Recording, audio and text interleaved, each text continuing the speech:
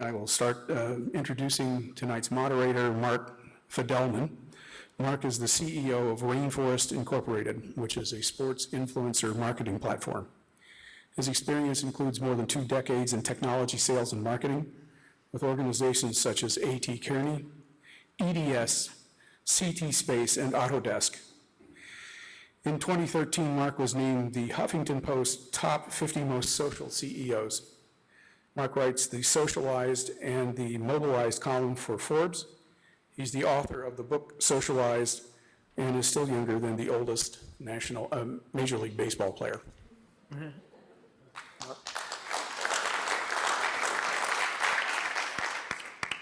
Well, I never thought I'd speak in front of an MIT forum.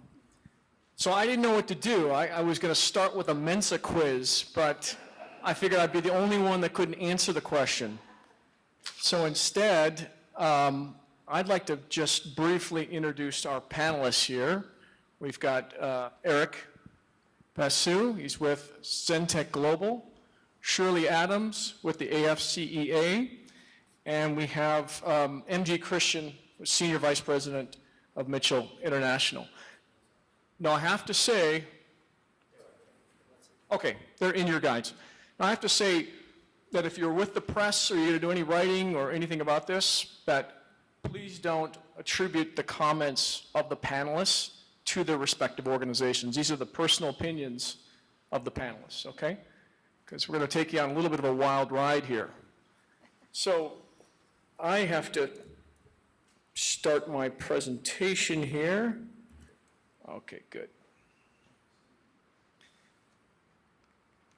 Okay, so today's topic, attracting more technologists. It's not just about the economy, and I also want to talk about brand San Diego and get your thoughts around that and the panelists' thoughts, okay? We're going to reserve all questions to the last 15 minutes of the panel today.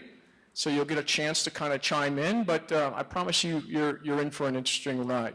So let's talk about San Diego. So I've highlighted a couple of the statistics that I was able to research on our wonderful county here. We're ranked number 1 with population between 18 and 34. A lot of those are millennials.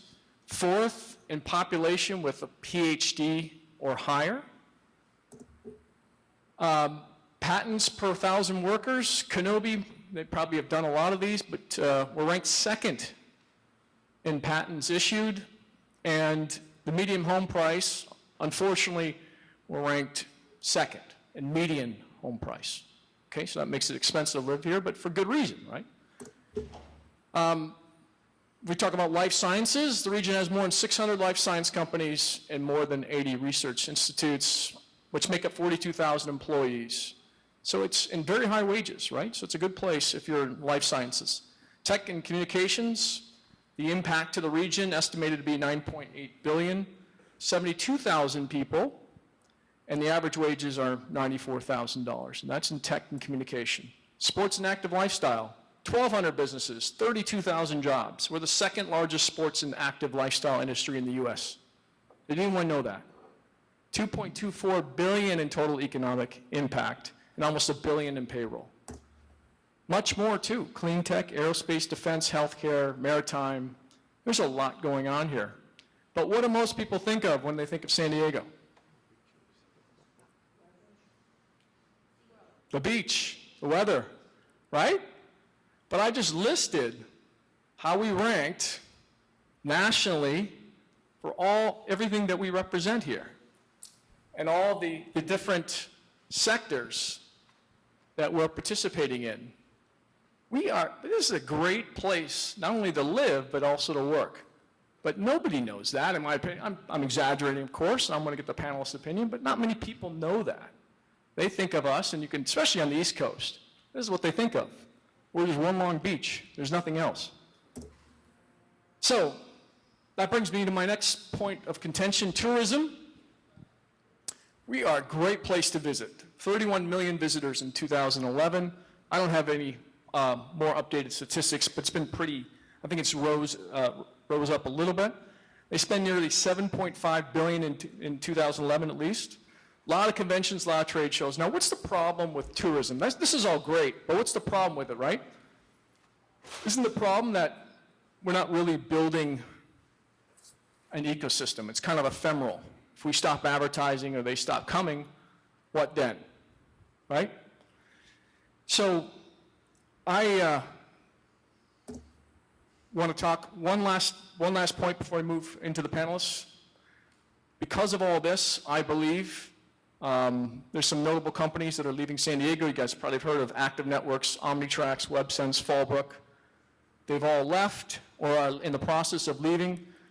And the reason I just called the private equity firm that has 3 of those companies, and they said it was taxes. It wasn't anything but taxes.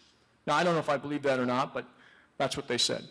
So my question to the panelists and to the audience is, do we have a problem here? Is it a branding problem? Is it a marketing problem? Why doesn't everybody know about what we do in San Diego? And is that causing us an issue when we're trying to attract more talent? Okay. So let's jump right in. So I want to ask Eric first. If you think of San Diego as a brand, what does San Diego represent to outsiders in your opinion? Well, I think you hit it there, Mark. I think that for the most part, San Diego is viewed as a tourism type of destination. I don't necessarily think that's a bad thing. I mean, you'd never look at, heck, I don't know, but we're some dirt hole in the middle of the country. You know, if you don't have the ability to attract tourists, then you wouldn't have that problem. And we would probably be focusing on something else, or we would just be some little backwater. Tourism generates an awful lot of money here. One of the issues that we're talking about is that tourism does not generate the kind of jobs and the kind of talent that we need in order to foster an educated type of workforce. It doesn't have the kind of jobs and talent that require college degrees or graduate degrees. And those types of jobs and talent attract businesses to the area that want to employ those types of jobs, that type of talent. And that becomes a it becomes a virtuous cycle. Silicon Valley very clearly has this, where you can walk from company to company as a $200,000 software engineer and you never worry about a job. We don't have that here. And Shirley, why not? Why don't we have that here, do you think? Or talk closer to them, yeah. Maybe I'll just get closer to it. Well, like Eric said, an ecosystem becomes somewhat of a self-licking ice cream cone, so to speak. So, with that, if you are growing up in an area where your area is known as a tourist attraction place to take vacation, you kind of set a culture for that. So if we have a culture for that in our own town, then as you're growing up, what are you going to do? You're going to go to a place that has something in common with what you want to do. So if you want to own a small business, which 95% of them are small, businesses here are small, you may take over your mom and dad's business. You may decide to start a business of your own, become an entrepreneur. Or you're going to buy into the culture that's within the city that you live. At the same time, if you want to become a software engineer, you're going to naturally go to a place where software engineers go. When you go to college, you're going to go to a college that specializes in a degree program that you particularly want to specialize in. So again, I think it's part of that ecosystem that's generated based on perception and reputation. So MG, you saw the statistics about the life sciences and technology companies. Why do you think many people outside of San Diego, or even inside San Diego, I don't think they realize that? We talked about last night the fact that there is amazing misperceptions about San Diego outside of San Diego. So I used to recruit for Buffalo, New York, and it was as difficult to recruit here for technology people as it was to recruit for people in Buffalo, New York. So if you're from Buffalo, you get Buffalo. If you're from San Diego, you get San Diego. If you're from New York, and I talk to people from Buffalo about moving to San Diego, it was land of fruits and nuts and expensive, and you're all crazy out there, and it's way too liberal for us. And so there's a ton of misperceptions about San Diego, way too expensive. So interesting growing up on the East Coast in Westchester County, and I say to people, it's no more expensive to live here than it is to live there. Yet there is this, and by the way, the bridges are outrageous. If you tried to go over a bridge in New York City recently, it's like $10 each way to commute. So we do absolutely have a branding problem here and a marketing problem. And it's so interesting because we have a lot of the piece parts, but what we haven't done is gotten together collectively as a community to really put the power behind it, to be able to really tell our story. Does anyone know how we got our current tagline, America's Finest City? Okay, I'll try to keep this brief. So it was 44 years ago, Richard Nixon wanted to bring the Republican National Convention to San Diego. There was a Democratic mayor. Nixon thought that the mayor snubbed him, and so Nixon went to Miami instead. So what did the mayor do here? He said, we're going to create this branding campaign around San Diego, and we're going to talk about what we do best, which is tourism and our weather. And so that's how America's Finest City was born. But that was 44 years ago. That's when, or 43, that's when I was born. 43 years ago. We haven't rebranded San Diego in 43 years. You know how much has changed since then? Yet we're still known as America's Finest City. Interesting. Okay. So I want to narrow in and talk about the tech startup community in San Diego. And I want to start with Eric. Do we have one? And if so, where is it? So we do have a tech startup community. Connect is a very big part of helping that community. I'd actually just learned last night we have 44 incubators here in San Diego. I think it was 44. There's far more than that up in the Silicon Valley. I think part of the problem that we have is that,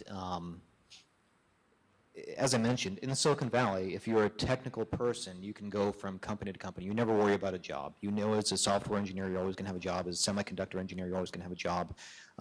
We do cybersecurity. We actually had to go to Seattle to look for a person and then encourage them with a huge signing bonus to come down here. We get a lot of our talent from Austin, Texas, ironically. I'd have to pay them a premium to come out here, which is ironic because the cost of living is so cheap in Austin. I have to pay them more money than they're making there in order to come here. So there has to be a significant salary bump. People, and one of the issues, they've never said it out directly, but when I interview them is that they're afraid they're going to come out here, and if the job doesn't work out, they're going to have to go back to Austin to get another job. It's never been said directly, but that is generally the impression that I get.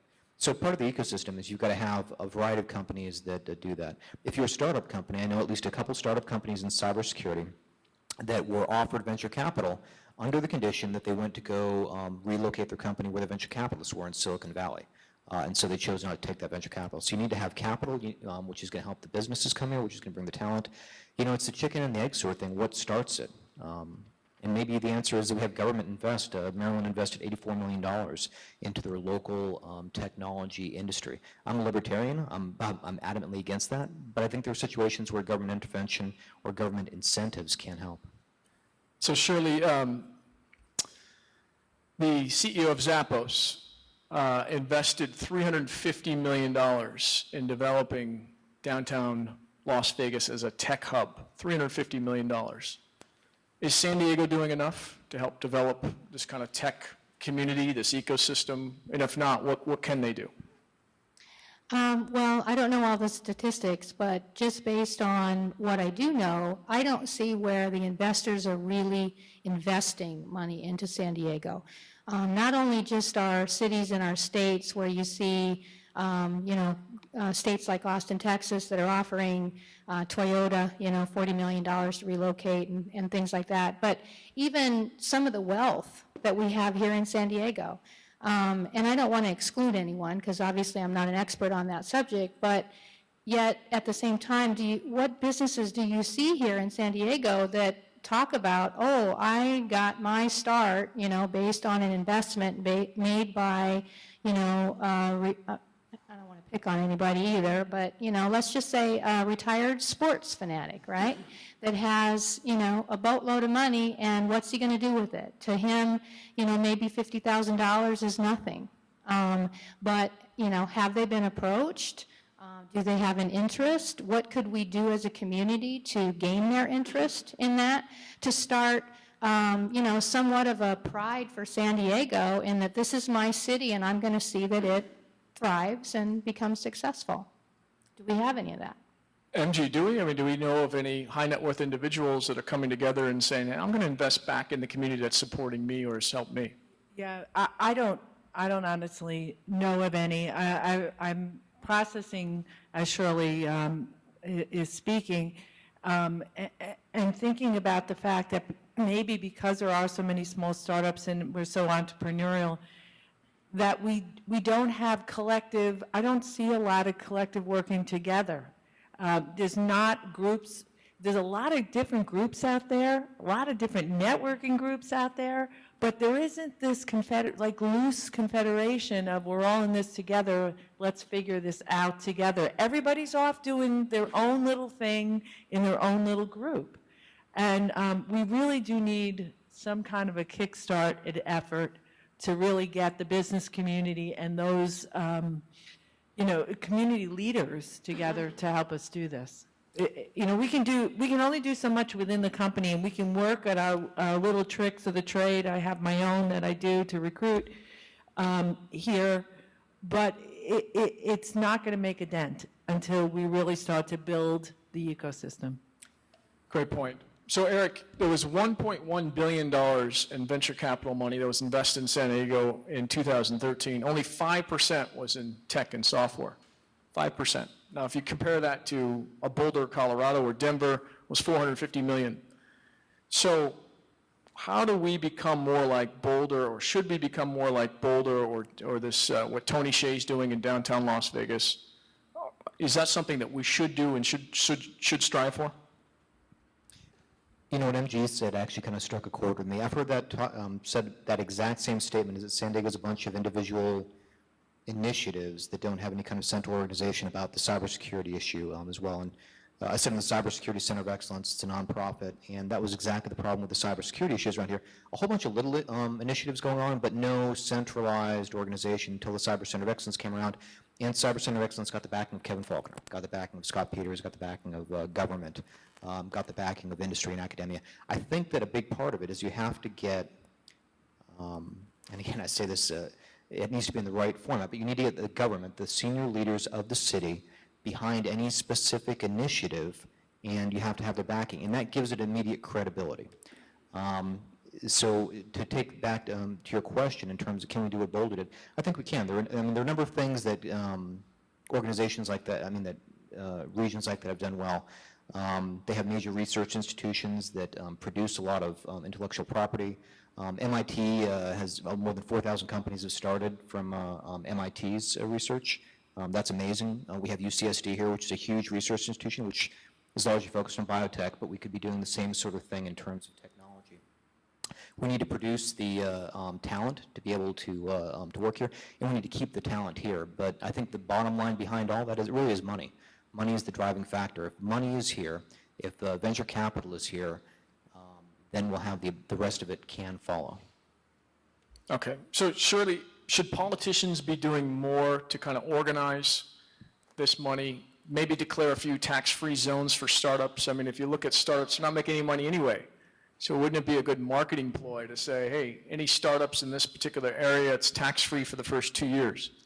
They're not paying taxes anyway, but it's a good marketing ploy, right? I know you asked me that question on purpose because I said, please don't involve me in the politics. I am not a politician. Don't pretend to be a politician.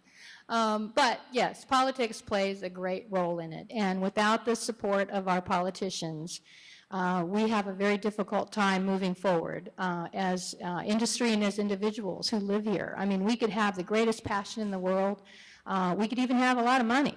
But unless we have the backing of the politicians and the encouragement that it takes to go along with everything else that can create obstacles in the way from, special interest groups and that opens up a whole Pandora's box there.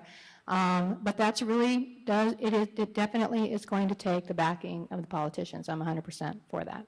Okay, and MG, what do you think about that? What should they be doing? I don't think it starts with the politicians. I really don't. I think it starts with a group of disruptive thinkers who get together and say, you know what, we need to change the culture in San Diego, because I think it's a culture issue. And we need to, this would be a great forum to start talking about how you do that, by the way, guys. You need business leaders and community activists who put a plan together and go present and are relentless in presenting it to politicians, the media, whoever will listen. But we have got, I don't think you can count on politicians to lead it. I think they just have to support it. Okay. So Eric, I just graduated from, let's say, a school in the Midwest, and I have a choice between Silicon Valley and San Diego. So where do I go when I arrive in San Diego to look at the tech hubs or centers or companies that are here? What do I do? And in contrast, what do you think they do up in Silicon Valley? That's a great question. Well, most of the Silicon Valley companies are probably going to be recruiting because they have to go outside for talent. They're looking for probably cheaper talent and new talent to bring in. For a company like Google to go ahead and send out people to the, whatever city this is in the Midwest, they do it all the time anyway. They have all kinds of resources. I'm not sure what the big companies here in San Diego do in terms of going out to those different areas, but when people come to San Diego, a lot of what I've seen when I hire people from outside San Diego is they have a spouse that's in the military who is transferred here. That's extremely common. Or they finished off their career here in the military. That's extremely common as well. And very rarely I see people that want to come out here for the quality of life. And it's not because they don't enjoy the quality of life. It's because there are other places where they can go for the quality of life where it's a little bit cheaper. To be quite frank, Miami's got a great quality of life, and they can get an equivalently paying job out there. So when I go to San Francisco, I used to live there. I go to South of Market, and there's this great tech center. Everyone there is in software and some kind of technology. Same thing with Silicon Valley. There's Palo Alto and all sorts of other areas that are there. In San Diego, Shirley, where do I go to see that in action? Well, again, I can probably answer that better if I were in another city, but one of the places where I find that we tend to do a lot of the recruiting type of events are events that we hold either at the convention center. Prime example, we have AFCEA West there every year, which is a very large convention for the Department of Defense, and we have people coming into San Diego from all over the world. And we always hold a relatively large recruiting event there. So for someone who's interested in supporting the Department of Defense and in the IT world, that would be a place where they would go. It's one open forum of thousands of companies that stand up and are able to share with these prospects what it is they do, how they do it, what they're looking for. What type of people that they're recruiting. So, I would think that if you were really looking for a job and you were serious about it, you would go to a forum where you're going to be able to hit as many people as you possibly can in one fell swoop. Definitely much easier than going from door to door or from website to website to determine where the jobs are. So, MG, I mean, do you see an issue with that at all? I mean, in terms of if I'm coming here on a field trip to decide if I'm a tech worker, if I'm going to work in San Diego or Silicon Valley or even San Francisco, do you see a problem with that? Right now, as you said earlier, the reason most people we find come to San Diego to work at Mitchell is because they have a family need to be in San Diego, if they're not from San Diego.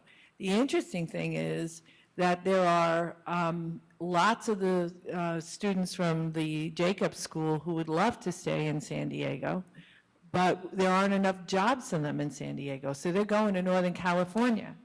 And for that, I, ask the small business owners and the CEOs out there to say, why aren't you taking a chance? Why must you have someone who has that specific experience? And technology changes all the time. We need to hire athletes who can learn. And yet we have this bias against having to have people who have a specific skill set. And the reality is we should be looking at people that know how to learn. And I think that we miss a tremendous opportunity in not hiring more junior people. The biggest challenge with that, of course, is you need people to lead them. So you need to have managers that know how to lead junior talent, and therein lies the biggest challenge that we have.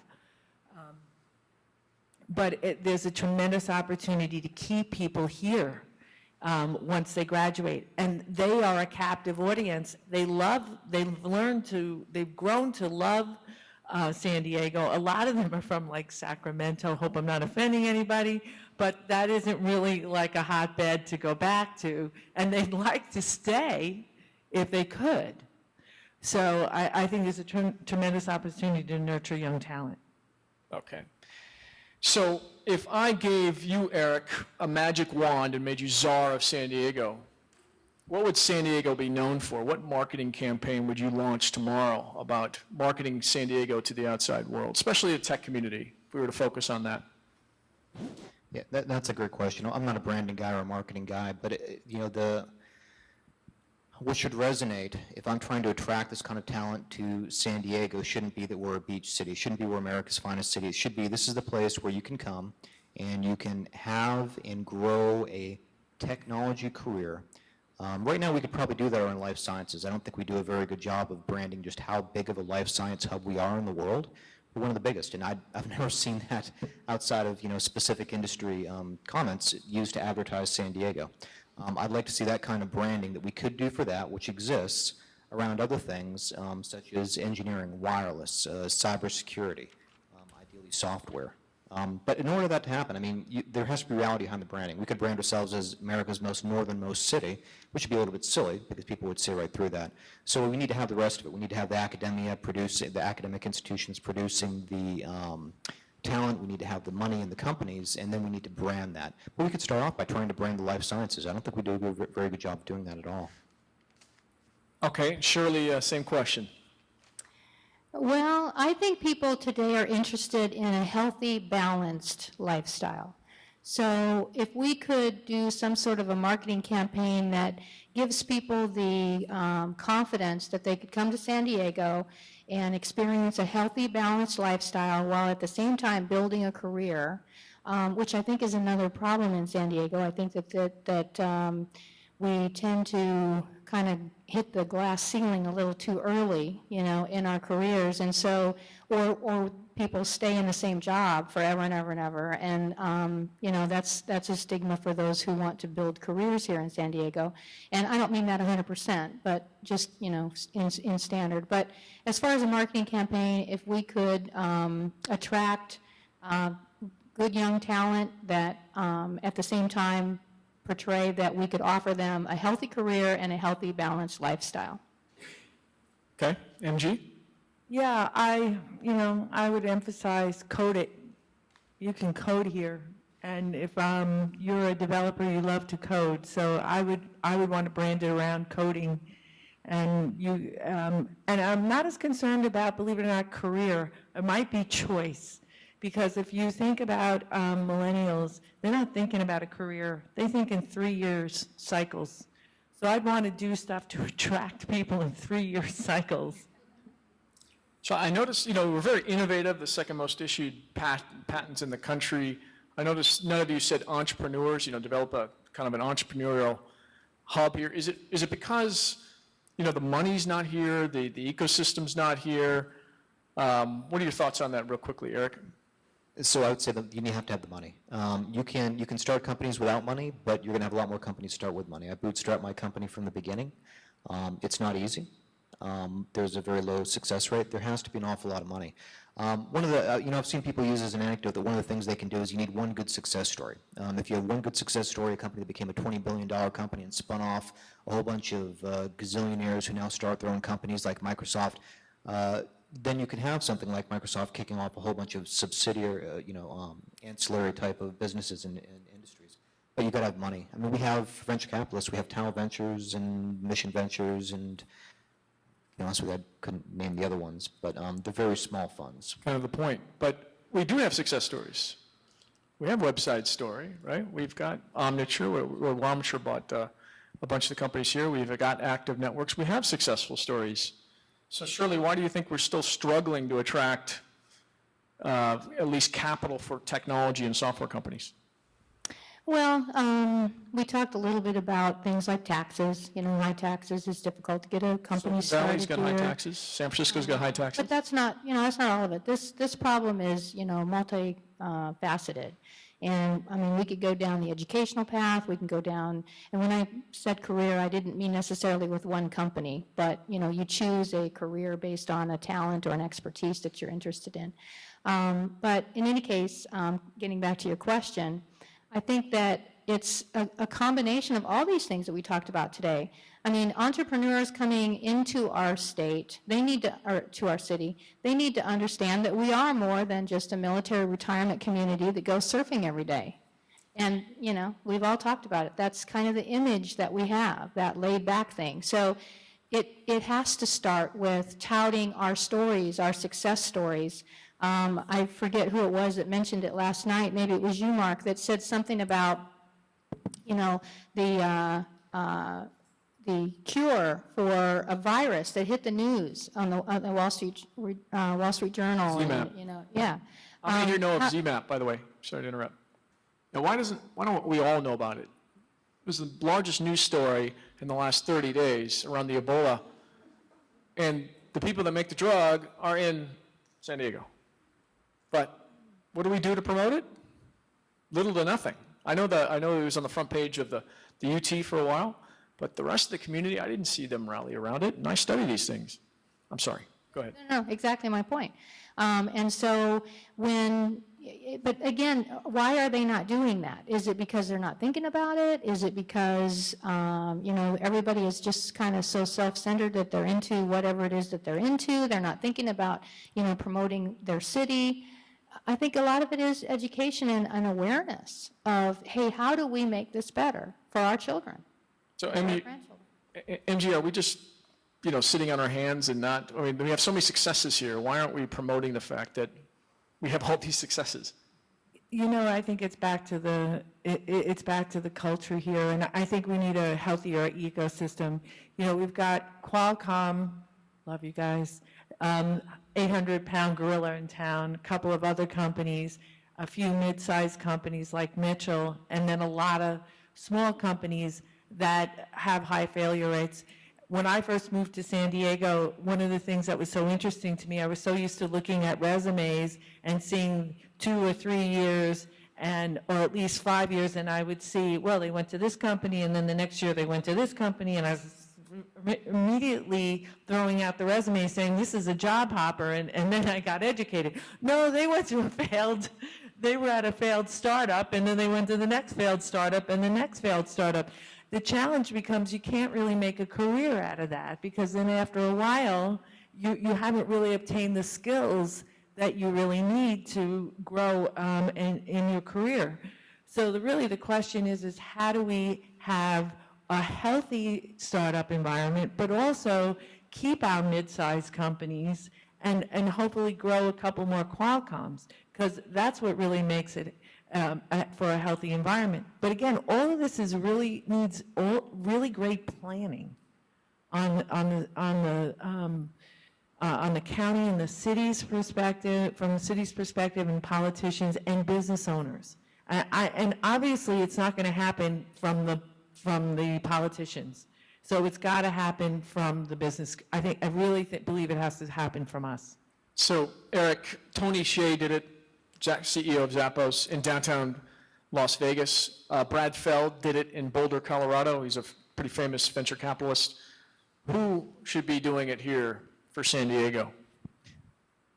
Yeah, I don't think we need one individual rock star. I mean, you mentioned that there's a group called the Tiger 21, group of people that are all have a net worth of over $100 million. They mostly got it from being entrepreneurs, and a lot of them reside here in San Diego. I think that the opportunity is there for wealthy folks as well as local business leaders to get together with the idea of promoting San Diego as a technology hub. Not just with a general aim of economic development, but with the idea of this is what we're going to do. And I think they could put together enough money to both have initiatives to fund companies, and there are plenty of venues to do that. I mean, they could work with Connect to, get a, to have an ability to source the companies, and then actually, work with the city to develop a branding initiative to help brand San Diego so that we can do that. It really does have to be a complete ecosystem. You have to work on all the different issues at the same time. If you just try and push it from one end, it's like trying to push rope. You're not going to get anywhere. Sure. Do you agree with Eric, or should there be a single leader that emerges that we can all rally behind and to help move things forward?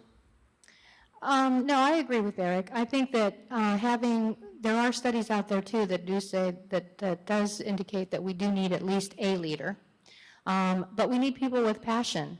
And, it gets back to that same old saying, you gotta wanna, right? So it's gonna take a group of people because, again, it is multifaceted.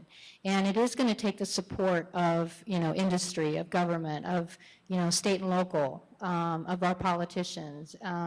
But it doesn't have to start with just, with a group of, say, 20 or 30 people at once. It needs to start with a small group and then start to cluster and expand from there. And it's not going to happen overnight. It's something, we built this culture for 44 years now? So, we can probably go a little speedier than that, but at the same time, I would say start with a small group and then cluster it out from there. So, MG, first of all, do you agree with both of them? And if so, what group should start it? Which group?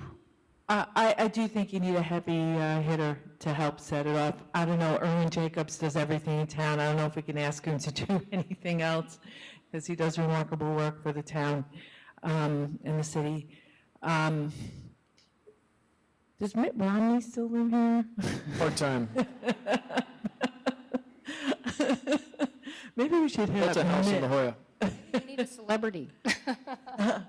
I do think, though, you need somebody who's got a ton of clout with a bunch of people behind him or her to help.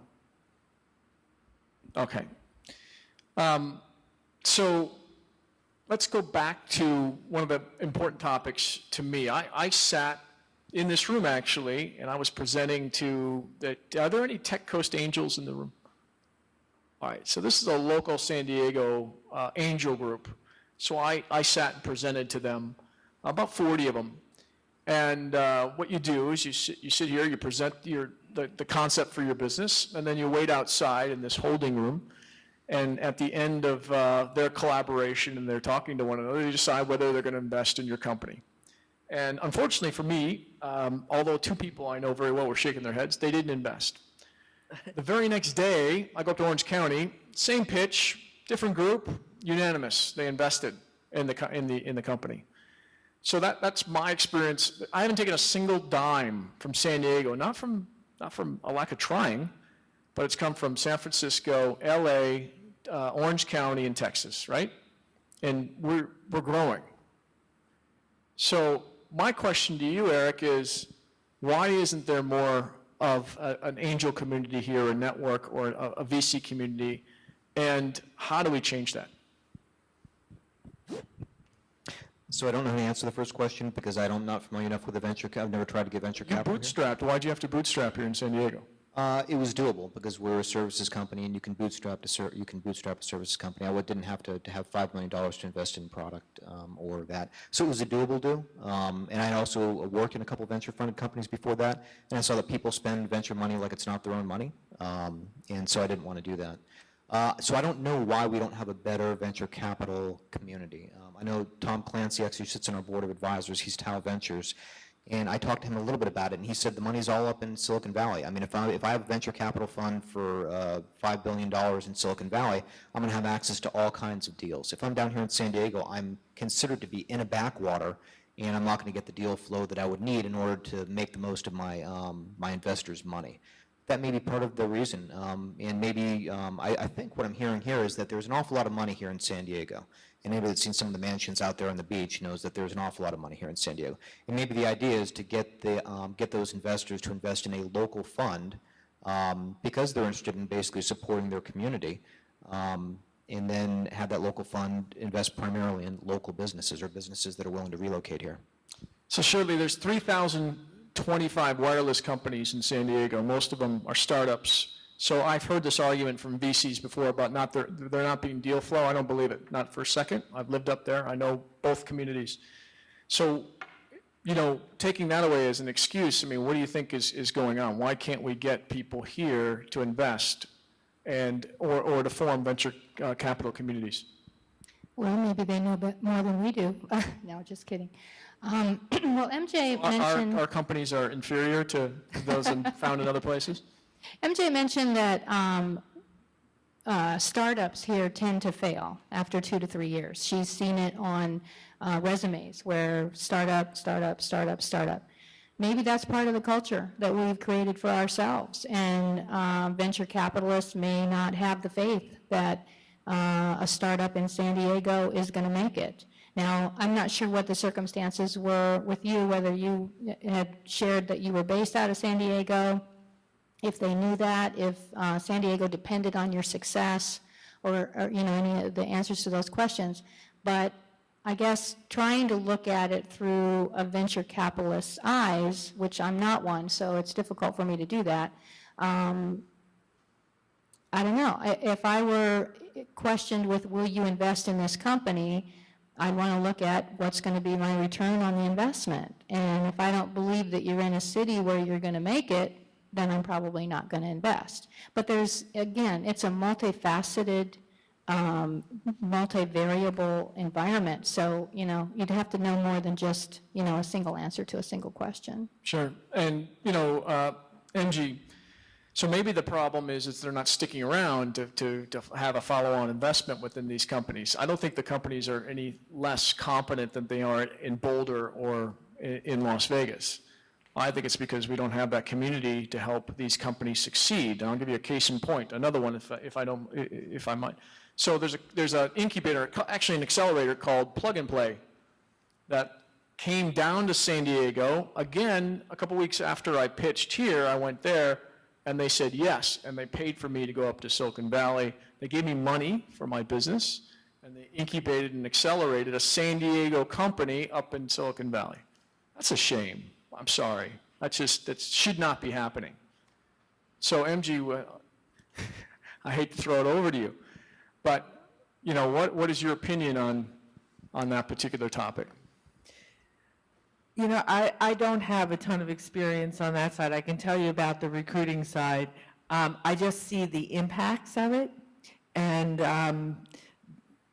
so I don't have a strong point of view on it, except to say that we do need, I do think we need to change the culture here. Well, let me ask it a different way then. So if you're talent, right, seeking employment opportunities, and you see this ecosystem here, and you see that these things are happening in San Diego companies, would you go here or would you go up to Silicon Valley?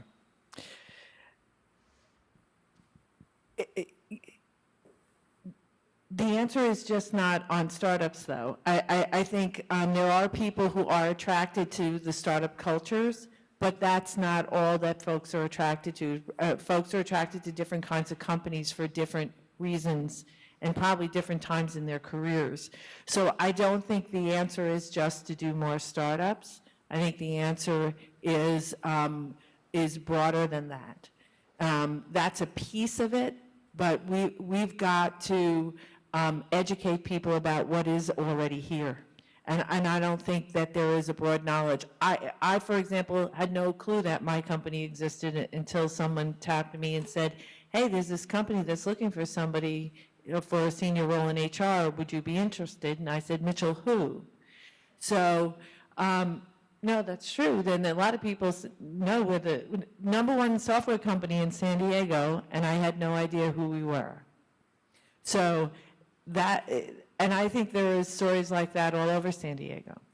Okay, so now before we go to the audience, I want to ask one more question. What about the press and media here? Are they doing enough to promote San Diego's technology companies? Eric? Well, I think it's only one piece of the puzzle. One thing that became clear as everybody's answering the questions here is that there does need to be a branding initiative out there, and the branding initiative needs to reach out to talent in other areas to convince them that San Diego is a place where they can have a job for 3 years as a millennial, where you can have a career as a more senior person, and you have a lot of other options. It needs to also appeal to venture capitalists so that they can look at that and say, there are companies down here in San Diego, and so I don't know of anyone, and this could be my ignorance, Connect may do this that goes up to various venture capitalists and says, here's the deal flow in San Diego if you wanted to invest in companies. Here's some of the amazing talent that we have. It could be being done. I don't know that it's being done. It certainly isn't coordinated with the effort to get talent. But as far as I can tell, there's no initiative to do all that with the specific idea of attracting technical talent to San Diego. Did I answer your question or not answer your question? Well, a little bit more on the press side. Is the press doing enough for media? That would be, I'm sorry, that would be the other part of it, is that the press would have to work with, this particular initiative and make sure they're out there, touting San Diego and working with their national contacts to be able to get our local stories put out there. And Shirley, is the press and media doing enough outside of San Diego to highlight San Diego companies? Well, I think that, the group that we talked about earlier and the representations that we need based on this multifaceted problem, I think that the media would certainly be someone or a group of people that we would want to influence to partially educate, make sure whenever you're talking about a virus that was just discovered or a cure that was discovered, that you mention the fact that it's in San Diego. Again, I don't think that anyone doesn't brand positively based on malice. It's typically because, we didn't think about that, So again, part of it is collaboration, putting these groups together, collaborating to solve a problem, similar to what we're doing tonight, talking about things. I'm hoping that we've sparked some interest in folks and that we've got your brains kind of turning on ideas on what we might be able to do. And the press is a part of it.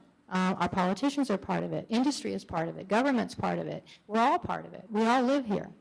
And again, based on the culture of the fact we do have microclimates, we have, micro communities. We all operate under separate, like, city councils and so on and so forth. Are they all together? Are they all singing to the same sheet of music? Again, part of this initiative would be to bring that together so that we get away from that rice bowl syndrome that we're kind of all wrapped around and our own individual interests to decide what's going to really be better for the whole. Anyway, my 2 cents. MG, are we doing enough? If you look at all the other ecosystems that are out there around tech, are we doing enough? You didn't know about your company. Yeah, we're not thought of that way. I mean, really, the question is, for me, is what's our story? What's the story of San Diego? What do we want to be known for? And we have to establish what that is first, and then market the hell out of it and get the media all over it. But we need to really define who we want to be.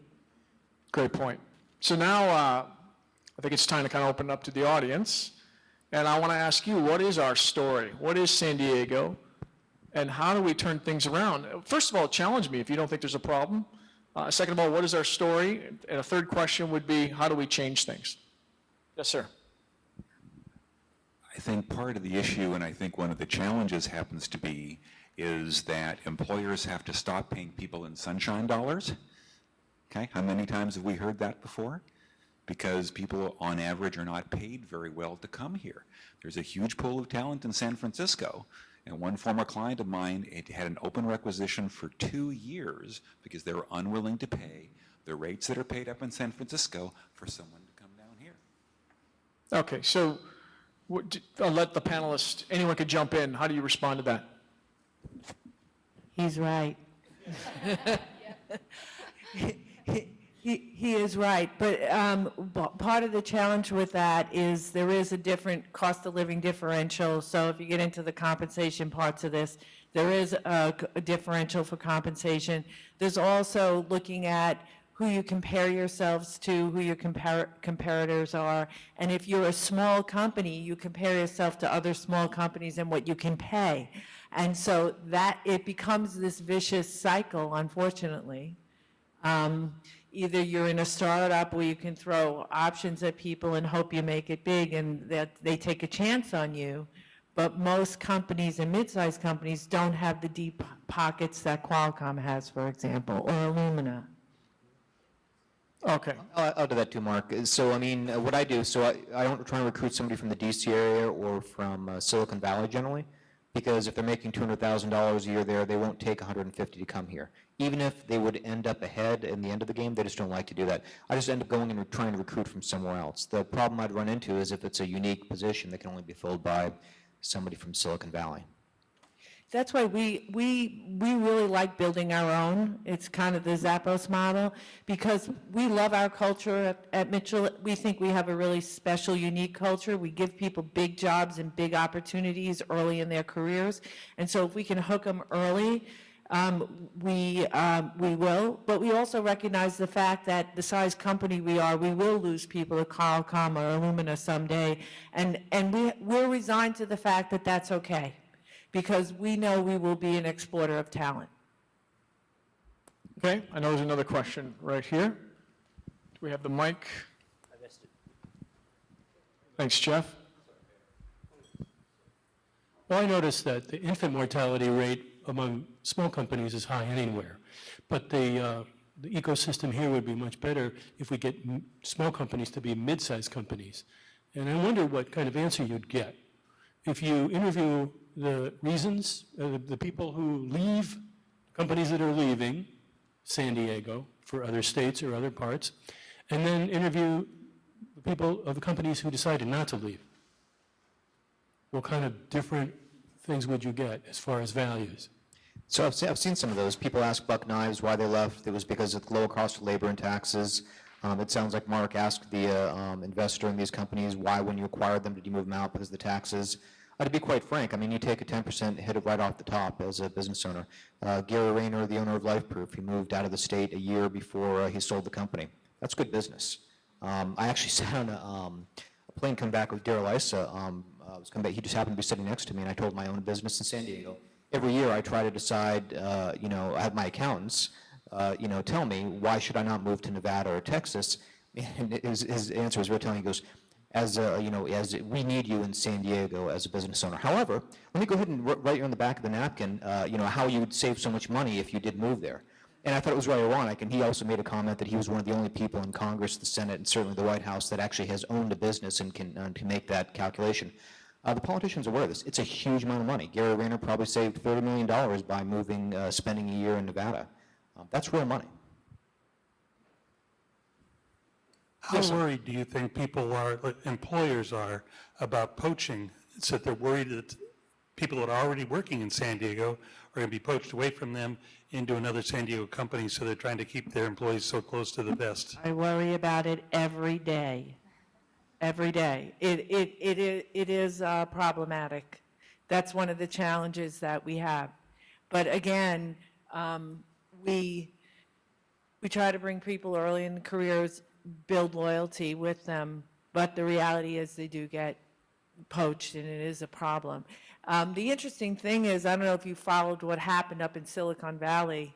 There was a class action lawsuit up there because they all got together and agreed, we're not going to poach, nobody poaches. And then enter Sheryl, what's her last name? Sandberg, thank you, who says, I'm not playing your game. I'll take your people if I want your people. And so actually there was a class action lawsuit and busted it all up because they all had gentlemen's agreements that they wouldn't poach each other's people. So no worries in San Diego for that, but we're all very nice about it. Everybody's so nice about it. You know? Wouldn't we be less worried about it if we had a flow of talent coming in? No doubt, no doubt. You know, we always try to find people who are coming in from out of town and have a reason to be here, and then we try to snatch them up. Yeah, we just did a key hire, as a matter of fact, brought him down here, took us 6 months to find the hire, gave him a huge signing bonus with the caveat he's going to pay it back if he leaves within 2 years, because I know as soon as he hits the ground, everybody's going to be trying to hire him away. Well, that's one of the things we've had to use as well, sign-on bonuses in order to hang on to people. But again, you know, what we've talked about today is a good example of why we want to change what we have today. Because, you know, if you've only got a few, then everybody's going to be after those few. And there's always the old, 80-20, 90-10, whatever that rule is these days of, 10% of your people are doing, 90% of the work type of thing. The cream of the crop is, difficult to come by. And from a concern of whether I'll find a job tomorrow, if you're a part of that 10%, then, you're probably in pretty good shape. On the other hand, too, I don't think we're doing anyone any good over the long term, including, our young folks coming up, because we're not breeding a culture that's going to be conducive to their success in the long run. So, Yep, there's a question right here as well. Rebranding is a strategy, and I don't think we've well defined the core issues we're trying to address. I mean, we're saying we need to attract technologists, but our young people can't stay here because they don't find jobs. I mean, I think it'd be very beneficial to do an analysis and understand what are the core issues we're trying to address. And then what are our problems? Our problems are very expensive housing and traffic, which works completely against what young people are looking for right now. And we've got some incredible assets. We clearly attract, many companies to build their research labs here. We've got an innovation culture. So looking at our gaps, some of which we can change, some we can't, and then what our assets are, figure out how we uniquely position San Diego, but then to address the core problems we're trying to address. But it seems to me this is like a discussion of why don't we have more growth in the United States? There's a lot of anecdotal evidence and no root cause analysis. Yeah, I will add, though, traffic is worse in Silicon Valley and in LA, and it's more expensive to live those places, too. So I understand what you're saying. I don't think those are the issues, but the bigger point is, why don't we dive into it and figure out what it is? And I wish I could conduct a workshop, because I'd love to go through that exercise. I was thinking about that. Well, traffic and cost are issues not with regards to San Francisco and LA, but the cities we're really competing with, Madison, Boulder, Dallas and Houston, and these mid-sized cities that are really drawing a lot of the innovation away. And, I think we have to worry that we're not good enough for San Francisco and Boston in life tech, but too many negatives relative to the other smaller communities that are really drawing a lot of young people right now. We need to apply some engineering principles to some assessments here. Any other comments from the panelists about that point? I mean, first of all, I asked, what leader should lead this or what group should lead this. I think that's a very good first step, right, is doing a gap analysis and figuring out, what are we the best at? I highlighted a few things, but it's very cursory. Do you guys have any opinions on who should lead something like that? Well, in terms of leadership, so you need to involve government. They have to have a voice, and they need to be aware of the process. It's coming from the libertarian. What's that? Coming from the military? Well, the military actually has an effect on it, but they would have less of an effect because they don't really have the control over here locally over what they would want to do. Industry, academia, the capital markets, all of them will need to be involved in that. And it has to be people, somebody that's passionate about San Diego, to be quite honest. Somebody that's probably going to live here for the rest of their lives, and they want to see this area be 10 times as economically successful from a technology perspective. I mean, we pour so much money into tourism, which is great, I guess. Why don't we have somebody kind of leading the charge with some of these other issues? well, I think it's going to require not only, those of us like in this room who have passion for things, but also people of influence, because there's a lot of gotchas out there. There's a lot of, mud puddles that you can step into, a lot of obstacles that can be set into place with, again, special interest groups. I'll just kind of lump it together. But, I mean, we all know that there is corruption that goes on, and that there's organizations and there's industries that pay off politicians to prevent something from happening. And that's one of the reasons why I stay away from politics as much as possible. But yet, at the same time, we can't put our heads in the sand, and pretend that that doesn't exist.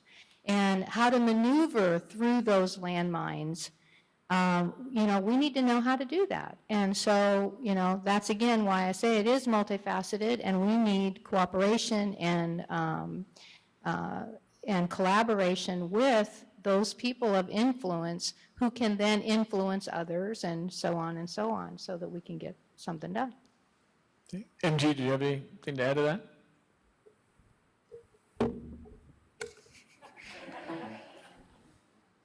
Okay.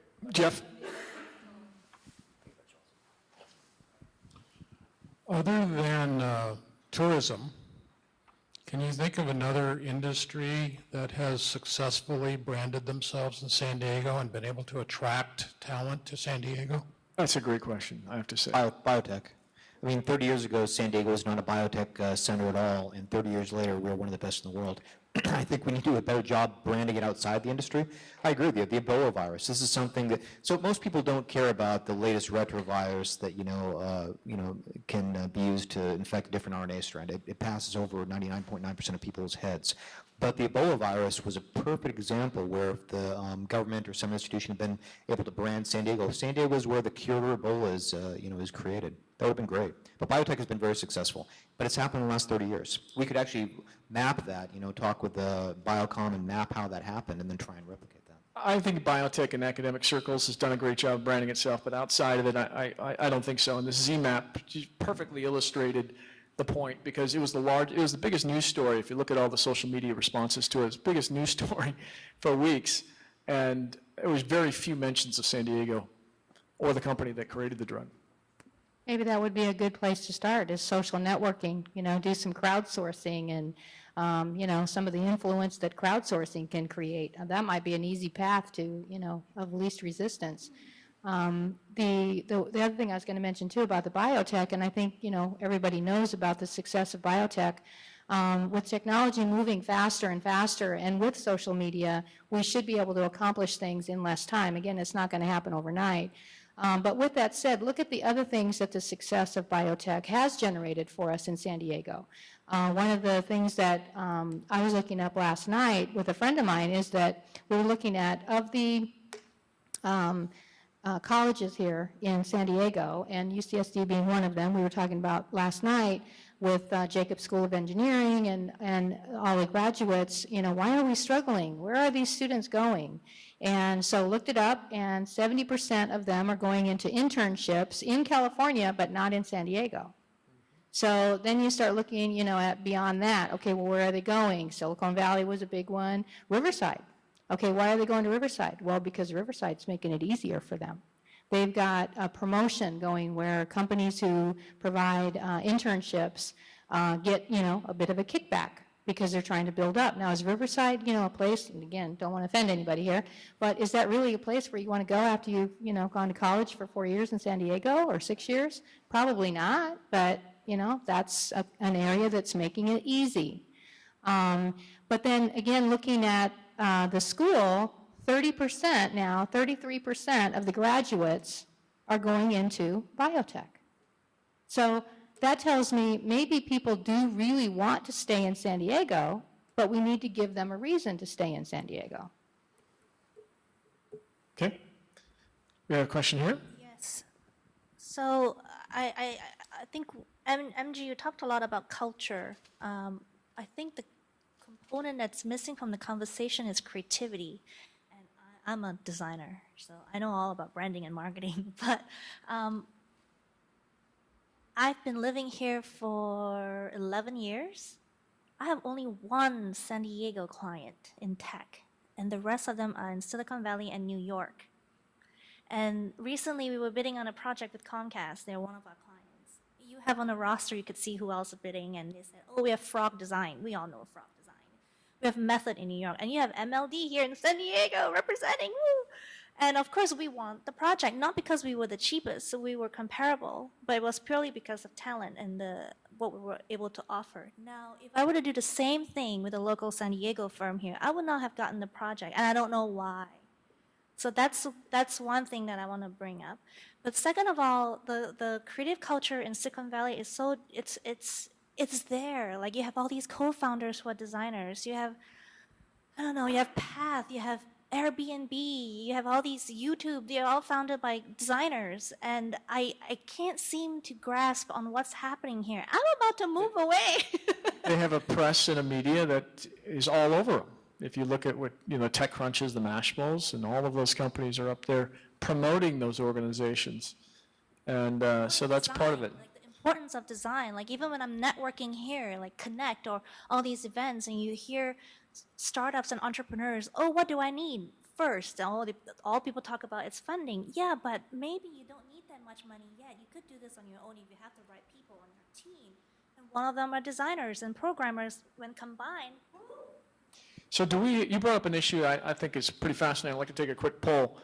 So do you think San Diego companies feel that other San Diego companies don't have the cachet or the talent that Silicon Valley or New York companies have, and that's why they're not hiring San Diego companies? What do you guys think? Is there that kind of perception? If you think yes, raise your hand. The rest of you no. The rest of you are hiring you're hiring other San Diego companies. I'm sorry, I'm gonna butt in and ask a question. And it's a challenge. And it's based on MG. MG, you said middle management you need a middle management in place in order to hire startup talent or lower level talent. Okay. My challenge to you is, and this might be where Tony in Las Vegas gets into trouble. Are we lousy? I think I'm gonna challenge you guys to convince me we're not lousy employers. We're not. I'm challenging you to say you're a lousy I don't think employer. we're mature people leaders in San Diego. I don't think we're savvy people leaders and really understand what it takes to lead others. I think we had to build that capability over time.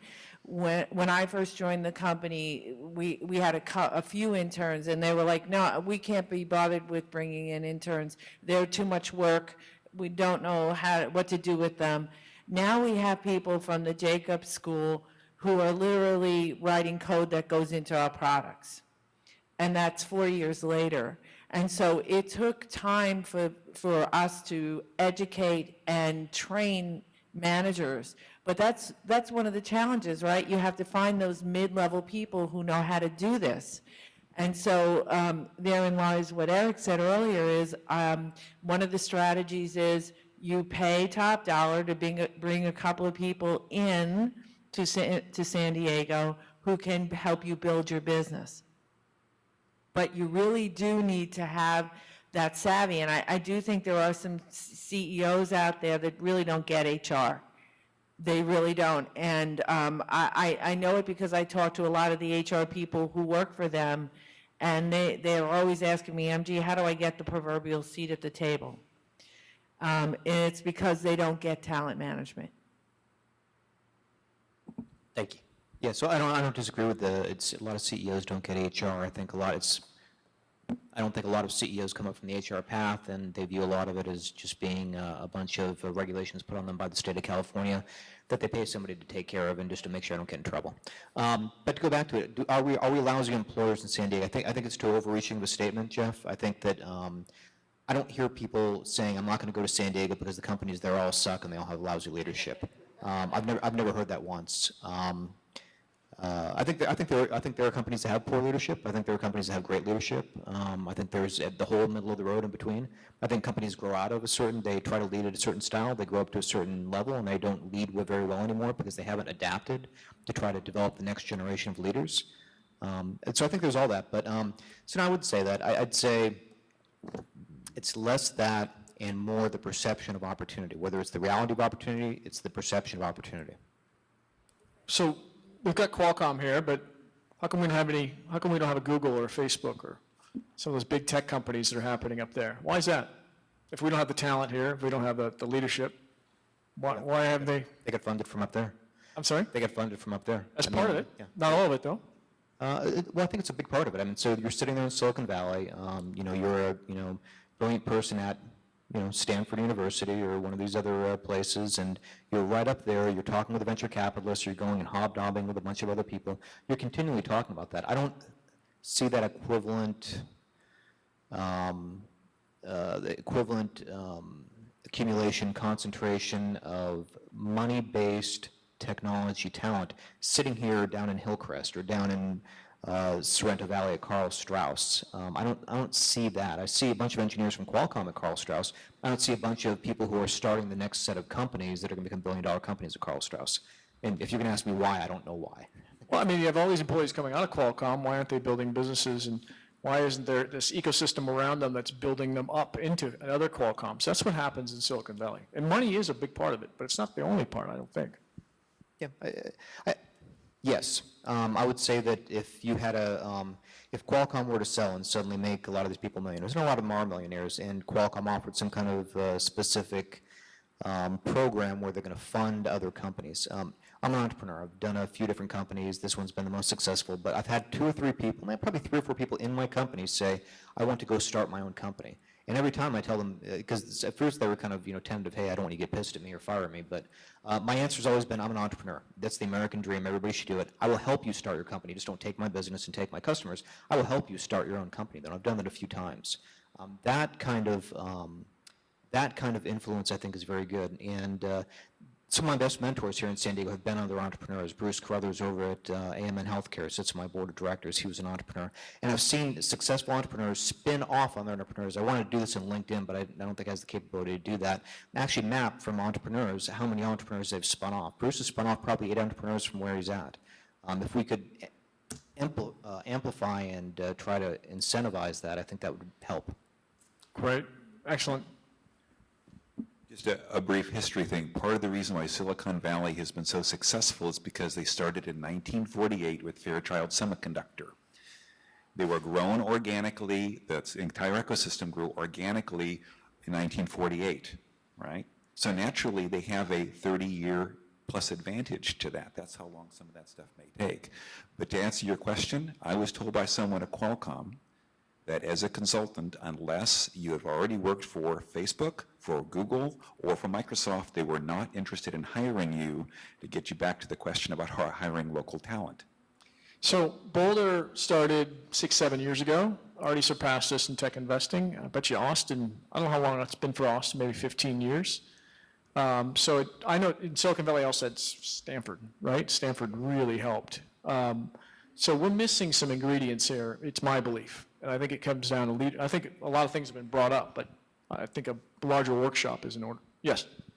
Thanks. I think this is a great conversation. Unfortunately, and it's back to the history conversation, San Diego's been having this conversation for 30 years. I've been here for 30 years. Does anybody remember in the 90s, technology's perfect climate?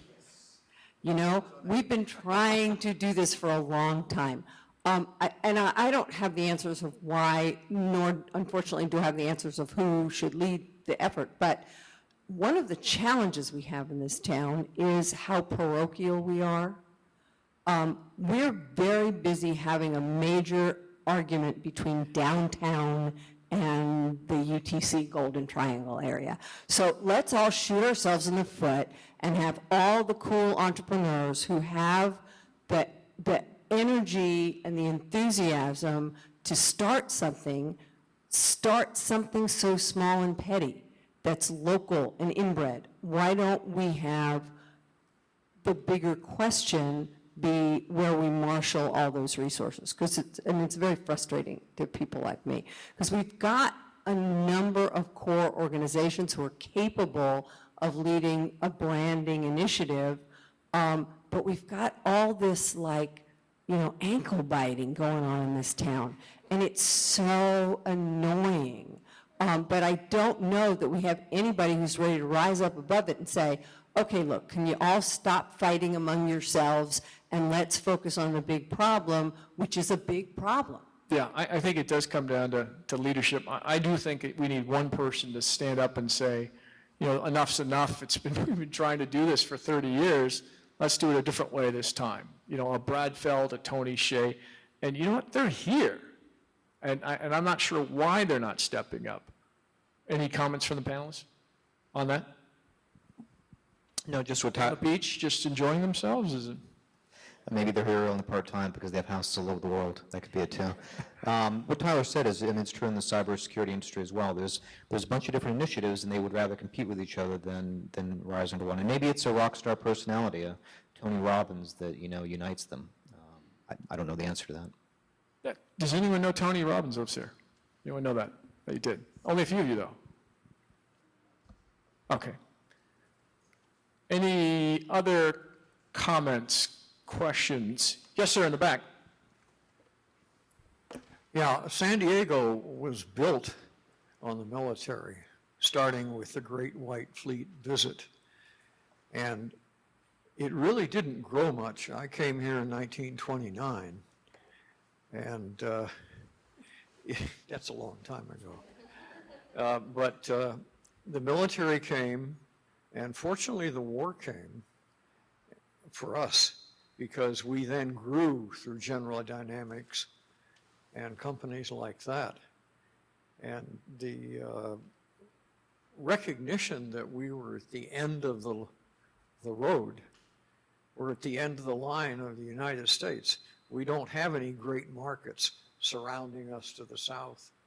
So people have gone to Los Angeles, where they have international access, San Francisco, international access.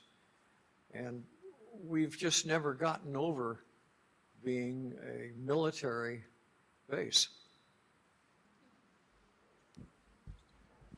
I had a job offer here. I stayed in Los Angeles because I knew if my company got knocked down by political.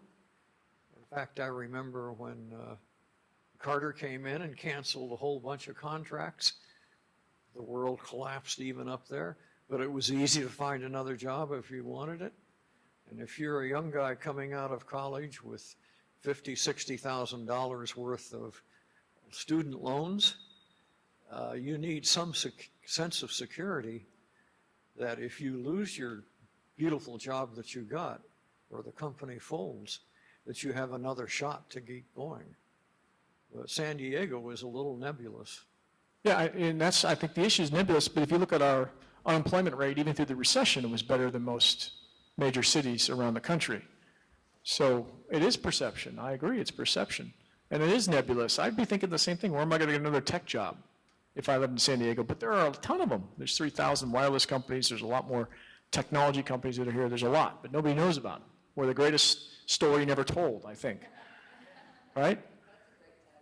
Yeah. So we've got to wrap things up.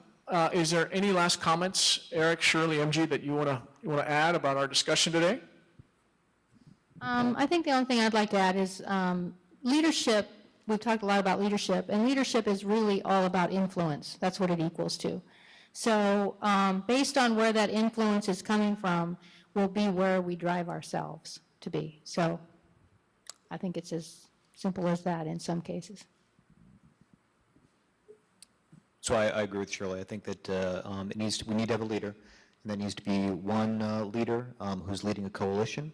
I do believe it comes down to a personality. Stalin had, the only quote I have from Stalin is that no man, no problem. And I think if you take the inverse of that, no man, make it no person, no solution, somebody who can lead up a coalition, I think that'll be key.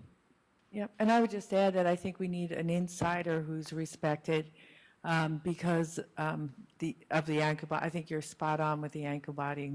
We see it with the city with zoning laws and things like that. It's nuts. So you really do need someone who understands how the city works and knows the players to really help with this effort.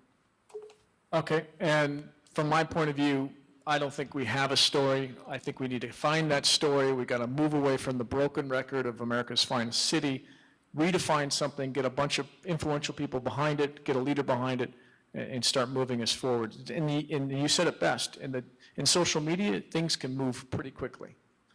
You know, just one last thing, too. Education is a big part of it as well. My daughter was telling me last night, Mom, if you really want to make a difference in a culture, you got to start, at a very young age. And I helped with the Securing Our E-City initiative there for a while, too, was on their board. And that's one of the other things we talked about. It's not just educating the adults. It's not just leading the adults, but it's also educating and leading our children.